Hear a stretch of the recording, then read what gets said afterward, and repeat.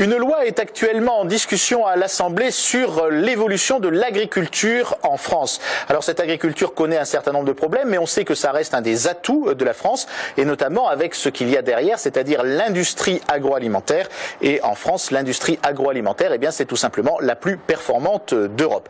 Alors il faut maintenir aussi les agriculteurs sur le territoire, il faut maintenir des terres agricoles. Ce n'est pas toujours très facile dans des régions qui se densifient, avec des plans d'occupation des sols ou ce qu'on appelle maintenant des schémas de cohérence territoriale qui ne font pas toujours la part belle à l'agriculture. Alors faut-il sanctuariser les terrains agricoles, les protéger certainement, mais également donner une prime à ceux qui se lancent dans l'agroécologie. C'est un des objectifs de cette loi, de favoriser peut-être les groupements d'agriculteurs avec un nouveau système juridique qui donnera des avantages à ceux qui essaient donc de développer une agriculture qu'on disait il y a quelques années agriculture raisonnée, mais qui peut être désormais donc appelée une agriculture écologique ou donc l'éco-agro. Alors il y a également d'autres facteurs qui peuvent favoriser l'implantation des agriculteurs, c'est notamment l'agro-tourisme, avec cette forme désormais développée d'attractivité des territoires agricoles. Mais quoi qu'il en soit, l'agriculture française est à un tournant. Dans les régions du Sud, on a moins de crises ou moins de problèmes comme on peut l'avoir dans d'autres régions, liées par exemple